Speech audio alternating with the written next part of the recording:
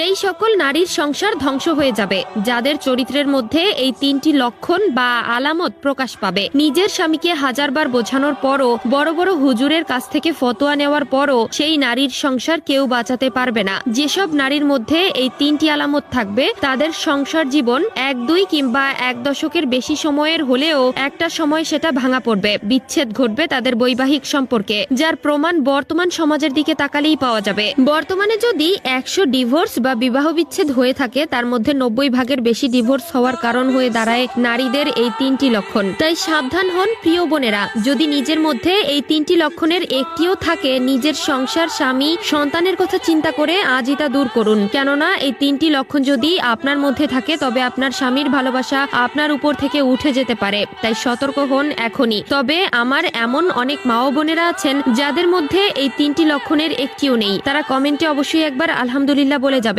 যাতে করে আপনাদের দেখে ওই সকল মা ও বোনেরা নিজেদেরকে পরিবর্তন করার আশার আলো খুঁজে পায়। তো চলুন ভিডিওটা শুরু করা যাক। নারীদের ওই তিনটি লক্ষণের মধ্যে প্রথম লক্ষণটি হলো অতিরিক্ত জেদ। যে সকল নারীদের মধ্যে অতিরিক্ত জেদ আছে তাদের সংসার জীবনের সুখ উঠে যায়, কারণ অতিরিক্ত জেদের বশে নারীরা নিজের স্বামীর সম্মান করতে ভুলে যায়। নিজেদের কোনো কিছু পছন্দ হলে সেটা নিতেই হবে এমন জেদ ধরে বসে যায়। এগুলোর মধ্যে আপনারা একটি সমীকরণ দেখলেই বুঝতে পারবেন আজ থেকে 30 কিংবা 40 বছর আগে বিবাহ বিচ্ছেদের ঘটনা খুব একটা ঘটেছে বলে শুনতে পাবেন না, কারণ তখনকার মায়েরা নিজেদের স্বামীর কথা অবজ্ঞা করতেন না। তাদের কাছে স্বামীর হুকুম ছিল বড় হুকুম, স্বামীর কথার বাইরে তারা একটি কথাও বলতেন না, ফলে তাদের স্বামীরা তাদের উপর সন্তুষ্ট থাকত। কিন্তু বর্তমানে যে সকল জেদি নারীরা আছে তাদের প্রত্যেকের স্বামী তাদের উপর অসন্তুষ্ট, এবং দিন শেষে দেখা যায় এই অসন্তুষ্টতার কারণেই সেই নারীর জীবনে বিবাহ বিচ্ছেদ নামক শব্দটি যুক্ত হয়ে যায়। এছাড়াও দ্বিতীয় নম্বরে রয়েছে যে লক্ষণটি, সেটি হলো স্বামীর সাথে তর্কে জড়ানো।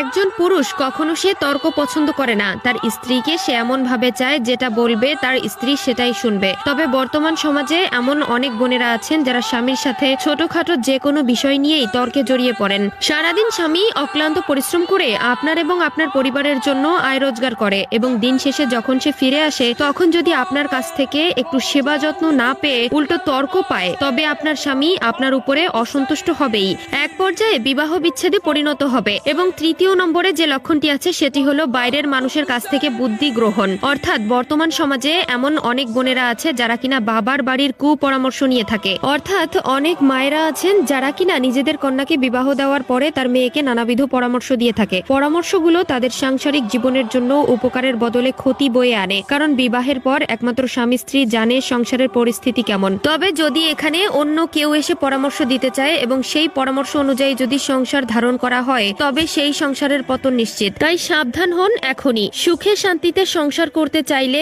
এই তিনটি অভ্যাস এখন থেকেই বাদ দিয়ে দিন।